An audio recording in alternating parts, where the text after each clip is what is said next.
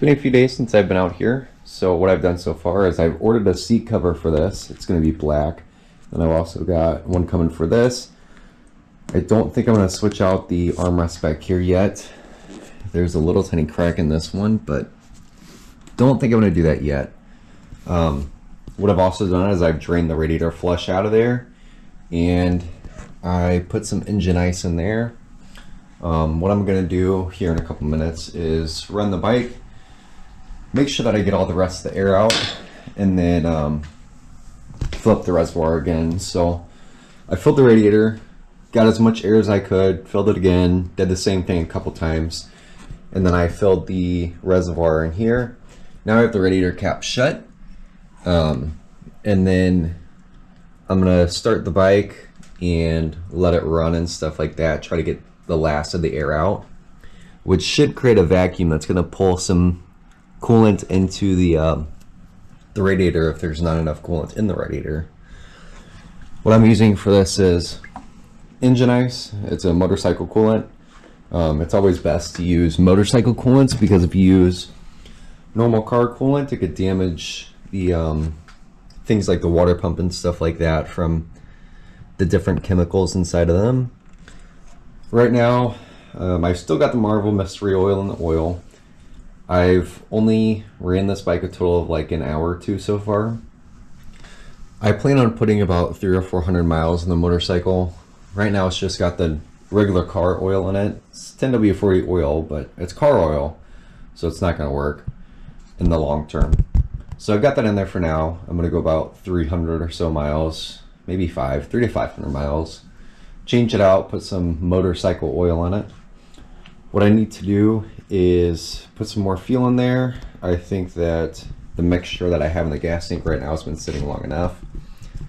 Right now I've got a little tiny bit of Marvel Mystery Oil, some fuel, and then I put a little bit of 2-stroke oil in there just to clean everything out pretty good.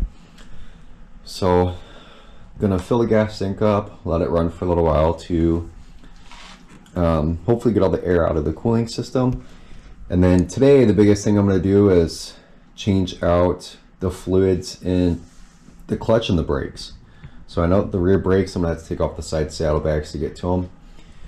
To bleed those, yeah, shouldn't be too terrible.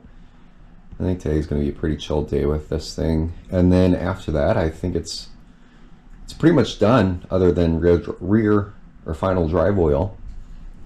So got most of it taken care of.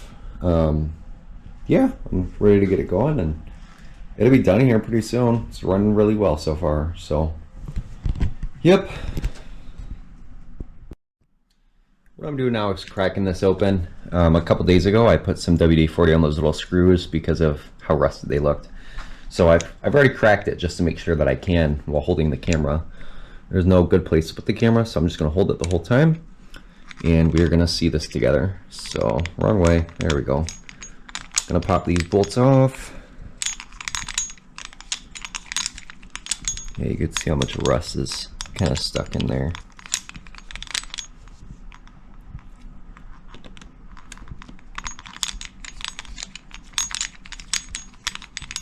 I have a good feeling these are gonna be pretty gross. So I know that the last owner took care of this bike really well. He loved the thing. Has all the service records and everything. But the bike's been sitting for 5 years, and I don't know when it was changed before that. Of course, I could look back and see when it was changed, but okay, got the little screws out. Popping it open. So, got the cover off. Right here's the bladder for the brakes.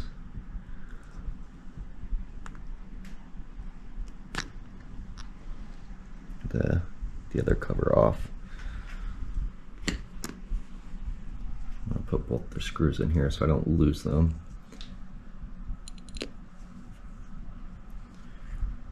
The screws were rusted a little bit, but they're still in pretty good condition, so they're not stripped or anything, so I will be using reusing those. Okay, I'm gonna pull the bladder off here. And it's a little dirty, but not as bad as I expected it to be. So what I am going to do is clean these off and then get all that fluid out of there and just change it for assurance, basically.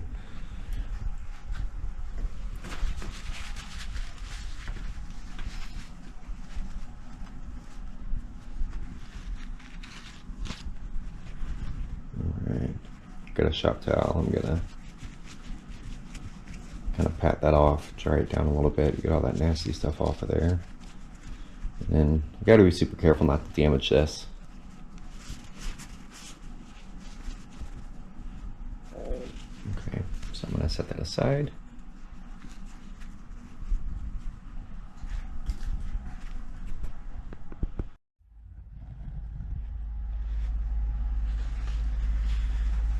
Alright, get a couple shop towels. What I'm gonna do is just toss them in there and try to soak up all that stuff.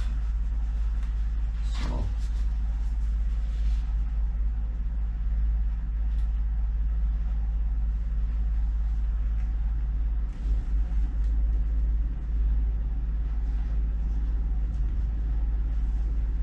brake fluid is super corrosive, so I'm going to try my best not to spill any of it anywhere.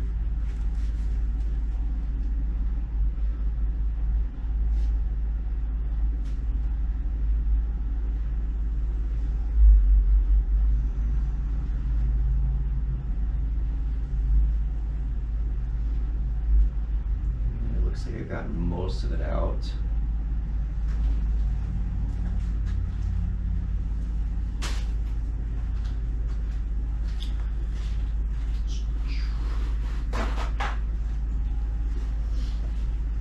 Got another towel.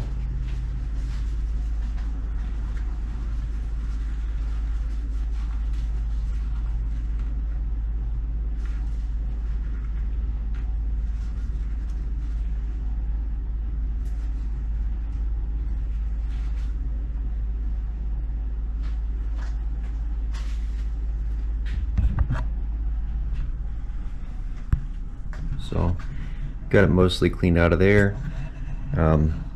I'm gonna go over it again with a different towel just to make sure that I get a little bit of that gunk out. It wasn't as bad as I thought it was gonna be. I was expecting there to be like some nasty mud and stuff in there. So I think I'm gonna hit it with a nylon brush first and then go through with the towel just to get the rest of it out, just to be sure. So after this, what I'm gonna do is unhook the brake line for the front and then start bleeding out all the nasty stuff that's in the brake line. So yeah, that's it for now. And then yeah, I'm gonna take a nylon brush to it and get all the rest of that gunk out of there. Took a nylon brush to it and I wiped out the inside again with another paper towel. Filled some fluid in there, some brand new .4 brake fluid. What I did was I loosened up the screw, put a tube on the bleeder, and then put it in a water bottle that collects all my brake fluid.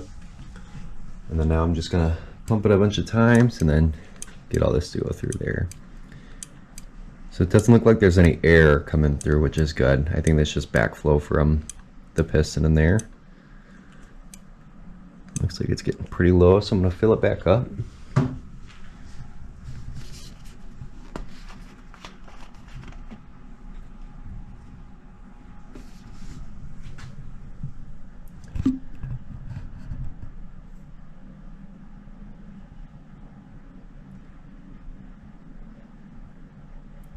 And then after I run all this through, it should be good to go.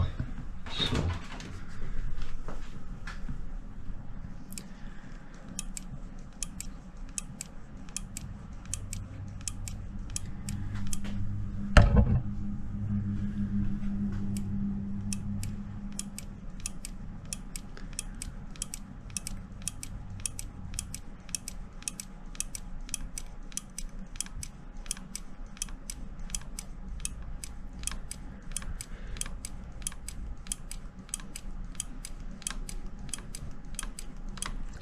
Okay, that should be good. I'm more than certain that the fluid ran up all the way through the line.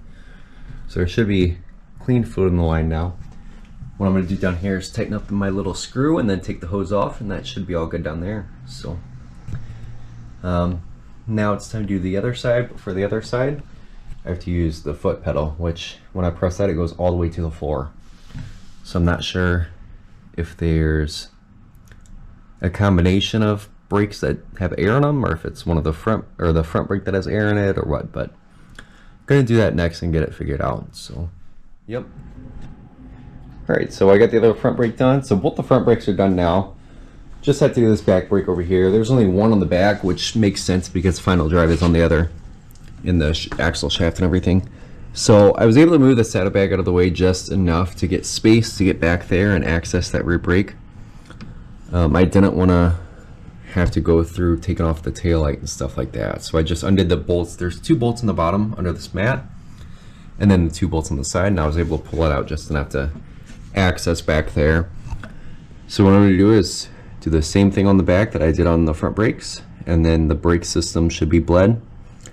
And then after that, I'll have to do the clutch, which is way back here. There's a little black box here that I'll have to take off.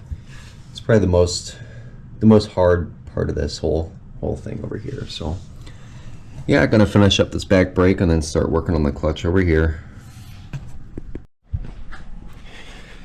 Into the clutch wasn't nearly as bad as I thought it was gonna be. It's just right there. All I had to do was move this little black box out of the way. Made it pretty easy, so I could stick my wrench right in there with a 10 mil. Put the little hose on there, and I'm gonna start doing the same thing for the clutch. Haven't opened the clutch yet, so I'm gonna come up here and do that really quick too. So yeah, I'll come back when the clutch is open so I can show you guys the fluid inside. So I got the screws off, and I'm gonna pop this bad boy open. So bladder looks a little caved in, so I'd assume it's pretty low. I'll set that off to the side. As you can see, there's gunk all around the outside of it too, so I'm going to take a brush and clean that off. So yeah, it's super low and super gross. I'm surprised the clutch even still works. Well, as far as I know it works. I sat here and pressed it with the engine on and it held up, so yeah, that's disgusting. I'm definitely gonna have to get in there and clean all that nastiness out and use a wire brush to clean up the outside here. So I'm gonna start doing that, and I will be right back to show you guys after I clean it. Kind of mostly cleaned out now. Obviously I'm not gonna get it 100% clean, but yeah, there's no fluid in there anymore. That's just the discoloration of the bottom now. So it's pretty clean for the most part. I'm going to start adding some .4 brake fluid in there and then pumping it just like we did with the brakes.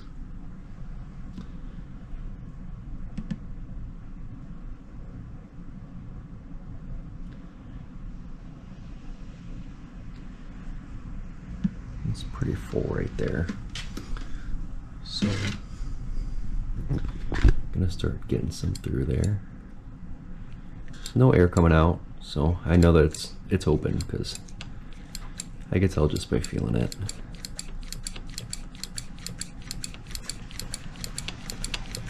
You can see it going down.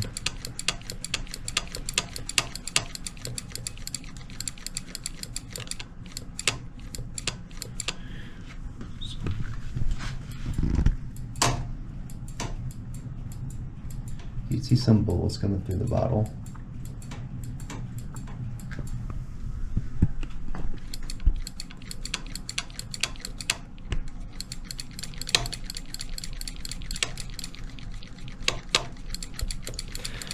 So yeah, I'm gonna keep doing this until I get it all flushed out. So be right back. Alright, so I got my little rubber line off. You can see just how disgusting all the old brake fluid and stuff inside this thing was. It's supposed to be a golden yellow color. This is brown. It's not supposed to be this color. So all this stuff floating in the bottom. Oh, there you go. Yeah, so it's pretty gross. Got some new fluid in there. I could already tell that just by feeling it, it feels way better. It's not nearly as squishy like it was, which isn't good. So I think this clutch is going to do well. Feels like the master cylinder is working really well. Won't have to replace any of that. So I'm just kind of working it now just to make sure that I have all the air out of it. So far it looks good.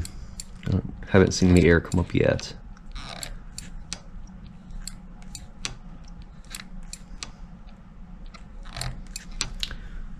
Alright, well, I'm going to put the top back on this now, and then the brakes and the clutch are all flushed. Only thing I really have to do left is start the bike up, let it warm up, and then make sure that my coolant should be good and this thing doesn't overheat. I've also got to work on the radio volume issue that I'm having. I bought some little pod lights right there. There was some wiring already installed for some fog lights up front, so I decided to get those. I'm just going to hook them up really quick, and then those will be working. I guess that the first owner of this thing put a switch down here for the lights. There's a relay and everything inside of there. So gonna get the lights working, gonna figure out the radio, do the coolant stuff, and then whenever I get the oil in the mail for the final drive, I'm gonna do the final drive oil, and this thing should be all good to go. Alright, so I got the cover back on. I'm just kind of letting everything warm up now, so it's getting there. Today it's taken way longer than it did yesterday to warm up though, which is a good thing since I just flushed out the whole cooling system. And it's still showing that it's full, so I'm going to let it run a couple more minutes. Got that thermostat open up and some pushing right through. So everything seems to be looking fine now. Clutch is working good. Brake feels good over here. Pedal feels good. Bunch of trash on the floor, need to clean up stuff. Yeah, I'm going to let it run a little longer and see what happens. There's not much gas in here, so who knows how much longer it'll run. So my oil light's not on, which means oil circulating fine, and I'll be back in a minute. Alright, so the bike's been running about 30 minutes now. Temperature is staying fine. It got up another block, a little bit higher than that. The fans and everything kicked on and it cooled it back down. Coolant level's risen a little bit just from expansion. So yeah, everything seems to be working fine. Hasn't gotten hot yet. It's been about half an hour, like I said. So probably gonna let it run another 5 minutes. Shut it off, and then this is probably gonna expand a little bit. And then when it cools down, it's gonna suck out some of the coolant in here, if there's any air in the system. So it'll replace the air in the cooling system with the fluid that's in here. So yeah, right now I'm just kind of letting it, let it cool down, and then we'll see what happens. Should feel good after this though. So I put the camera down, decided I didn't want to wait any longer, so I'm gonna shine a light in there and then shut it off. And just see how it goes. You can see what the light is in there. I'm gonna shut it off. And then see it expand a little bit.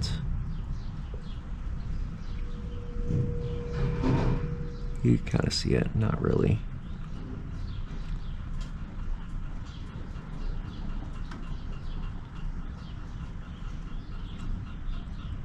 Yeah, it'll take a while for it to actually show in here, but after it cools down, it's going to suck up any coolant to replace any air that's in the radiator system.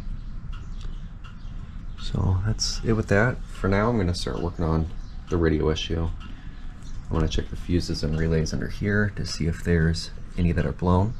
I've already checked the ones in here and they're all fine. So the next step is to take this off, check the fuses in there, and then I'm going to get the other light hooked up on this side since the light's not hooked up down there yet. And then should be good to go for now. Probably going to go get gas, so I'll take a little video of me riding it for the first time. Alright, so I got it all hooked back up. Everything's working fine. I'm going to turn the radio down. Got the lights put on the front, so pretty bright. Yeah, I got all the plastics on, made sure the coolant was all good. Everything should be good now. So what I'm going to do is turn this thing on, let it warm up, take you guys with me to go get some gas, and then I'm going to come back here and clean up my big old mess in the garage.